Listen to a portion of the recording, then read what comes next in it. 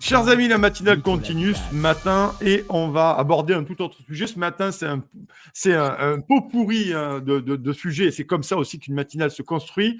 Et ce matin, j'ai appelé Philippe Pulis. Bonjour Philippe, comment allez-vous? Ça va? Bonjour Nicolas, très bien. Et vous? Ben, je suis en pleine forme. Meilleurs vœux en tout cas, pour cette année 2025. Également. Je vous ai écrit ce matin et je vous ai appelé ce matin puisque je voulais qu'on aborde le sujet du wokisme. Alors, ne partez pas de suite parce qu'on va aborder ça d'un angle bien différent. Le wokisme et le mondialisme. Et là, je sens que ça vous intéresse tous, chers amis, et que vous allez partager un maximum et que vous allez me faire péter les audiences. Allez, vous êtes, vous, chroniqueur, hein, Philippe, au Diplomate. Très, très bon site que je vous recommande. Vraiment, allez voir, il y a pas mal d'interviews. C'est un journal en ligne.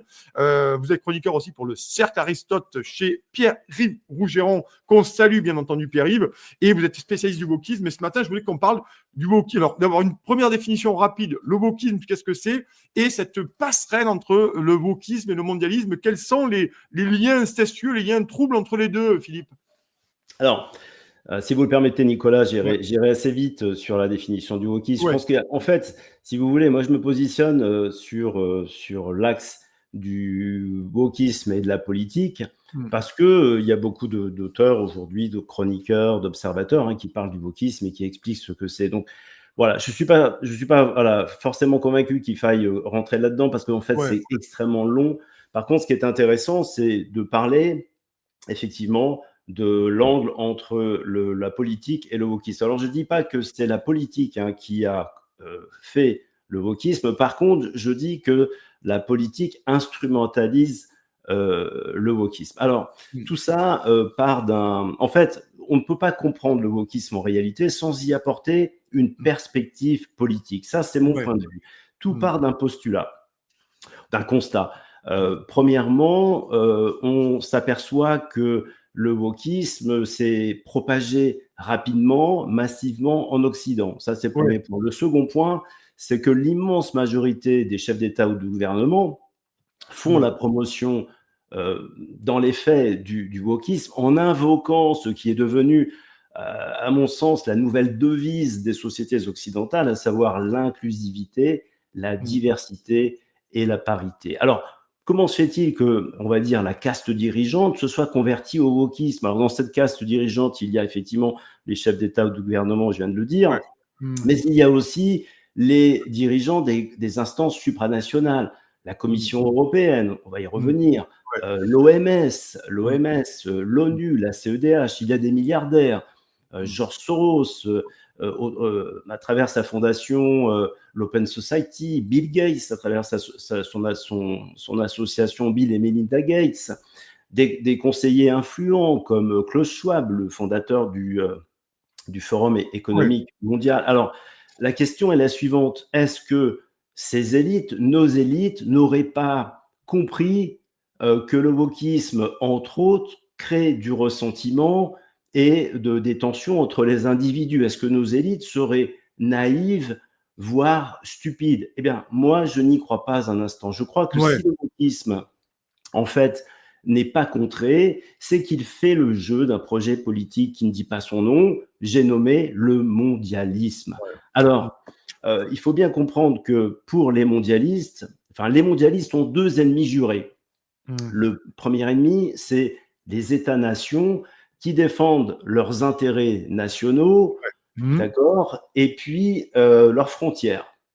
Le second ennemi, ce sont les peuples qui, en fait, défendent leur identité culturelle et qui sont attachés à leur appartenance nationale. Et d'ailleurs, pour en finir avec ces réflexes, je vais dire, identitaires des peuples, les mondialistes veulent créer un peuple nouveau, déculturé, j'y reviendrai, malléable et servile envers une gouvernance mondiale dans les mains d'une oligarchie. D'accord ?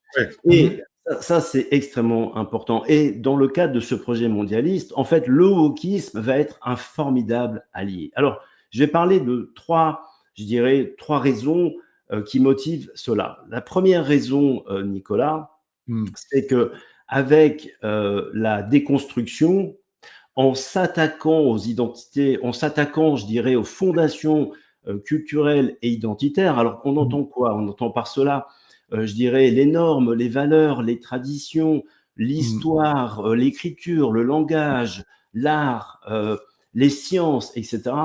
En fait, le wokisme fragilise les États-nations, mais Ouais. aussi les peuples.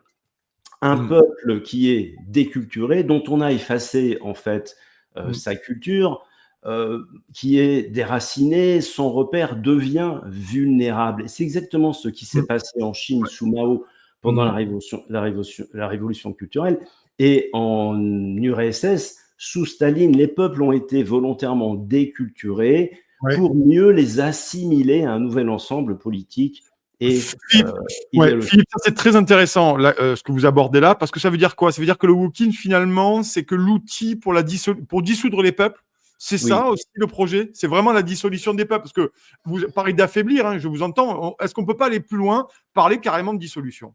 C'est exactement ça. Alors, et d'ailleurs, ça introduit mon second point. Si vous voulez, avec le wokisme, en jouant sur le sentiment de culpabilité et de repentance, le wokisme, en fait, contribue à mieux faire accepter Ouais. l'immigration massive Mmh. par les populations d'accueil, sachant que l'immigration massive, c'est l'un des piliers du mondialisme. C'est Ouais. l'un des piliers du mondialisme. Pourquoi? Parce que, en fait, les populations immigrées, entre autres, n'auront pas forcément le même attachement à l'identité culturelle, le même attachement à l'identité nationale, on va dire, que les Mmh. populations d'accueil. Les populations immigrées concourent clairement Mmh. à la création de ce peuple nouveau. Ça, c'est un point extrêmement important. Et pour les mondialistes, toutes les méthodes sont bonnes pour faire passer l'immigration massive auprès des peuples. Et là, je prends un exemple concret. En décembre 2023, la commissaire européenne à l'égalité des droits, Madame Helena Dalli, Mmh. a officiellement, je dirais, dénoncé, tenez-vous bien, le racisme structurel des États membres de l'Union européenne et les a sommés de promouvoir davantage la diversité. Il faut bien comprendre que Madame Helena Dalli, en disant ça, reprend à 100% la rhétorique woke. Ouais. D'accord? Donc, on joue sur la culpabilité, sur les sentiments, pour mieux faire accepter l'immigration massive. Et on voit bien que l'immigration massive est vraiment l'un des piliers Ouais. du mondialisme.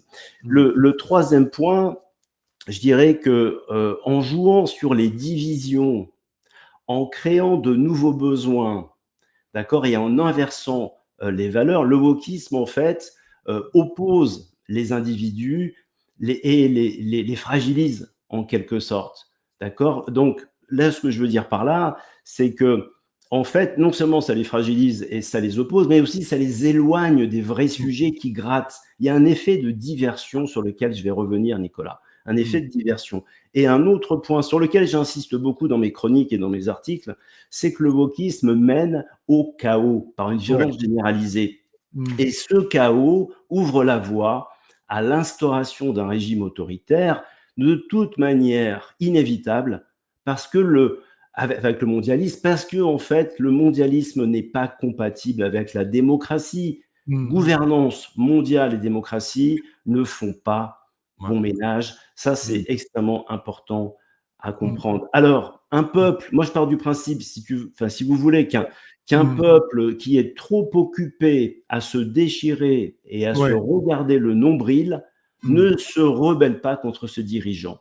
Mmh. Et un peuple qui est exposé au chaos, qui sera affaibli, apeuré, réclamera le pouvoir Mmh. autoritaire. Mmh. Ouais, c'est Ça, c'est intéressant. Enfin, c'est vraiment intéressant parce qu'on se rend compte qu'effectivement, quand on vous écoute, Philippe Ulysse, et merci d'être là ce matin hein, avec nous, partagez, likez, vous le savez. Toxin vous offre des voix comme celle-ci ce matin. C'est très intéressant, ce truc entre wokisme, ce lien entre wokisme et mondialisme. On a parlé de ça, vraiment le wokisme mène au chaos. Mais j'avais la question que j'avais dû poser également. Il y a pas longtemps, on parlera de Donald Trump parce que vous n'êtes pas convaincu quand même que l'arrivée de Donald Trump le 20 janvier au pouvoir va changer les choses ou qu'il y aura un effet boomerang. Vous allez nous en dire quelques mots là-dessus. Est-ce qu'il n'y a pas une partie de la population, tout de même, Philippe, qui réagit épidermiquement, j'ai envie de vous dire, au wokisme je veux dire, il y a quand même une grande partie de la population aujourd'hui qui est très attachée à ses valeurs, ses traditions, au regard de cette dissolution de la société de la France. Est-ce qu'il y a une résistance ou est-ce que pour vous, elle est, à la marge, la résistance à ce wokisme, à cette dissolution? Ah oui et non. C'est-à-dire qu'en fait, ce que l'on voit aujourd'hui et ce que je vais dire là est vrai pour le wokisme et pour d'autres Mmh. sujets. On Mmh. a, pour plein de raisons, avec la connivence des grands médias, Mmh. on a tout ramené à un schéma binaire. Le schéma binaire, il est simple, hein. Il y a le bien et il y a le mal. Il y a les Ouais. gentils, il y a les méchants. Il y a ceux qui Mmh. savent, ceux qui ne savent pas, et cetera, et cetera. Donc Mmh. les gens, en fait, sont très partagés. Vous savez, je vais pas vous l'apprendre, il y a 2 choses qui sont très importantes dans la psychologie humaine. Il y a le rapport à l'autorité et il y a le conformisme, entre autres. Mmh. Donc les gens sont un petit peu partagés, en fait, c'est-à-dire que, ben oui, le wokisme défend des valeurs qui sont nobles, des causes qui Mmh. sont nobles. Alors, ils entendent parler de la lutte contre le racisme, le Mmh. combat contre les discriminations, etc. Donc, comme ils ne connaissent pas l'idéologie qu'il y a derrière, donc il y a le wokisme a un effet de séduction. Ça, c'est un premier point. Et puis, il y a la diabolisation, c'est-à-dire que aujourd'hui, dès lors que vous n'êtes pas dans la doxa, vous n'êtes pas en train de défendre la Ouais. pensée dominante, vous Mmh. êtes diabolisé. Et donc, il y a des Oui. gens qui, soit ne connaissent pas le wokisme, soit finalement ont peur d'appartenir au clan du mal, parce qu'on a Mmh. complètement diabolisé, en Ouais. fait, ses opposants. Faut quand Mmh. même se le dire. Oui, C'est-à-dire oui, que oui. d'un côté, on a les bien-pensants qui défendent, soi-disant, bien évidemment, parce que on est tous d'accord pour dire qu'il faut combattre le racisme. C'est pas le sujet, c'est que Mmh. quand on combat le wokisme, on s'oppose à l'idéologie qu'il y a derrière et non pas les causes que ce Mmh. mouvement est censé défendre. Donc, forcément, les gens qui ne savent pas et en plus qui sont, je dirais, pris par ce système médiatique qui les diabolise, se Mmh. disent, oh là là, moi, finalement, c'est plutôt sympa, c'est plutôt safe hein, de me retrouver dans le clan du bien. Ouais. Donc, Mmh. finalement, il y a ces gens-là et ça me permet aussi d'introduire ce qui est en train de se passer aux États-Unis avec Ouais. Trump. Et moi, je le vois, je le sens déjà. C'est-à-dire qu'il y a des gens qui étaient intéressés par le wokisme, ils commençaient à se dire ouais, le wokisme, il y a un effet de provocation qui m'agace, etc. Sans parler d'idéologie, hein, juste ce que l'on Ouais. voit, on va dire. Mmh. Donc oui, ça m'agace avec la cérémonie des JO, Ouais. l'ouverture des JO, etc. Donc Mmh. on a vu pas mal de gens qui se sont réveillés par rapport à ça, parce qu'ils ont vu le côté tout simplement, euh, encore une fois, provocateur des choses. Et depuis l'élection de Trump, là j'en viens justement à l'effet boomerang en quelque Ouais. sorte, c'est Mmh. que comme on est dans ce schéma binaire entre le bien et le mal, Trump Mmh. s'oppose, ils ont entendu que Trump s'opposait au wokisme. Alors, comme c'est Trump qui s'oppose au wokisme et que Trump fait partie des pires affreux sur la planète, donc, oh Ouais. là là, je vais pas Mmh. pour l'instant, finalement, c'est pas trop bien de parler du wokisme parce que quelque part, on fait le jeu hein, Mmh. de ceux qui sont diabolisés. Et moi, je le ressens personnellement. Je sens qu'il y a des gens autour de moi qui disent voilà, mais le wokisme, t'as pas peur. Alors, ça, c'est l'expression que l'on entend souvent qui m'énerve énormément. C'est t'as pas peur de faire le jeu de l'extrême droite. Donc, en gros, si Trump un jour vient à défendre, à mettre les moyens sur la lutte contre le cancer, en gros, il Mmh. faudra dire bah non, non, moi, le cancer m'intéresse pas parce que je veux pas faire le jeu. Ouais. Ouais. On en arrive à Ouais. ces Ouais. aberrations. On en Ouais, arrive à oui, ces oui. Ouais. aberrations. Mmh. Mais malheureusement, c'est un petit peu l'effet boomerang Mmh. de ce qui est en train de se passer aux États-Unis. Voilà. Mmh. Voilà, donc c'est là-dessus. J'ai encore une question. Merci Philippe d'être avec nous ce matin. Je rappelle pour ceux qui viennent nous rejoindre, vous êtes chroniqueur pour Le Diplomate. Je vous invite à aller voir ce qui se passe sur Le Diplomate pour le Cercle Aristote de Pierre-Yves Rougeron et vous êtes spécialiste du wokisme. Là-dessus, wokisme, cancel culture, on a parlé de dissolution. Est-ce qu'aussi la volonté d'abrutissement d'une population, et notamment de la jeunesse, hein, Bien fait sûr. aussi le jeu Alors, de ce mondialisme pré-totalitaire qui oui. ne veut qu'avoir des cerveaux vides, qui consomment, et dont le wokisme aussi est un marché à part entière, parce qu'il y a un vrai marché chez les wokistes. Hein. Il y a un vrai marché commercial autour de ça. Il y a des produits dérivés, il y a des bars, il y a des trucs. Il y a un marché dérivé autour de ça. Hein. Voilà. Bien sûr, mais c'est très important. C'est-à-dire que finalement, il y a un effet de diversion. C'est-à-dire que Mmh. le wokisme déstabilise les individus. Et si, là, je vais parler des jeunes générations à qui on a Ouais. donné, tenez-vous bien, des os à ronger. On a Ouais, ouais, donné des os à ronger avec les identités de genre et les orientations sexuelles. ouais. Alors, j'informe les auditeurs qu'il y a une plateforme en ligne qui se veut sérieuse, qui dénombre tout de même 72 identités de genre différentes. Ah oui, quand même. Ah Ah oui. ouais, Bon. 72 en disant à Ah la oui. fin que ce n'est qu'un aperçu, hein, ce n'est qu'un aperçu. Et Ah une ouais. autre plateforme tout aussi sérieuse qui dénombre 24 orientations sexuelles différentes. Mmh. Alors, on voit des jeunes générations, je ne les blâme pas parce que tout s'explique bien évidemment, je ne les blâme pas, mais des jeunes générations qui sont très mobilisées sur ces sujets-là et qui Mmh. le sont nettement moins sur ce que j'appelle les vrais sujets qui grattent, c'est-à-dire la pauvreté, le chômage, les ZFE, les traités de libre-échange, le prix des produits alimentaires. Enfin, tu vois, vous voyez ce que je veux dire.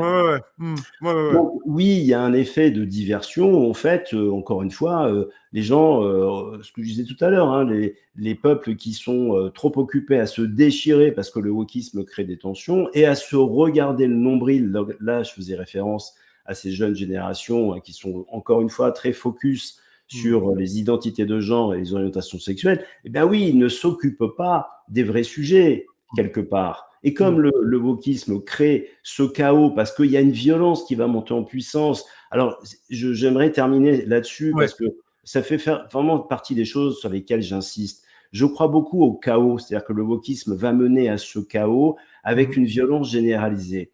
Pourquoi ? Parce qu'on voit de plus en plus des délinquants qui sont présentés comme des victimes. Et il va y avoir une conséquence, c'est que ça va faire exploser la violence parce qu'un jour, cette violence va apparaître clairement légitime, d'avance excusée et impunie aux yeux de ceux qui sont à même de l'exercer. Je prends l'exemple de ce qui se passe en Angleterre avec les grooming gangs, les gangs pakistanais. C'en est une illustration, finalement. On voit les autorités qui ont fermé les yeux globalement par rapport à ce qui se passait pour ne pas stigmatiser des populations, etc. Mais derrière, il y a cette culture, encore une fois, de l'excuse. Donc, tout ça pour dire que ça mène au chaos, ça fait le jeu des mondialistes pour détruire les États-nations, affaiblir les peuples et finalement arriver à créer ce fameux peuple nouveau qui sera, alors, vous l'avez dit, pas forcément très éveillé, on va dire. Hein, alors que le wokisme, c'est woke, c'est éveillé en anglais. Hein, et pourtant, formidable. Voilà. Mais qui sera surtout malléable et servile. Donc oui, il y a un effet d'abrutissement, bien évidemment. L'abrutissement et le chaos. Et ça ne peut faire que le jeu des mondialistes. En tout cas, c'est une analyse très intéressante.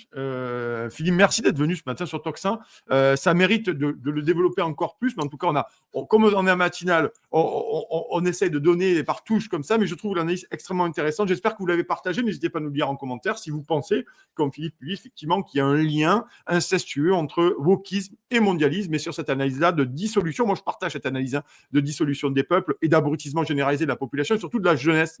C'est comme la marche pour le climat, quand vous avez la marche pour le climat qui est appelée par le gouvernement et que des gamins peinturlurés en rouge, blanc, vert et qui crient des slogans engagés par le gouvernement, il faudrait peut-être se poser la question de savoir à un moment donné s'il n'y a pas des idiots utiles dans ce pays. Merci beaucoup Philippe Pulis d'être venu ce matin. Vous êtes chroniqueur pour Le Diplomate. Allez voir ce que fait Le Diplomate.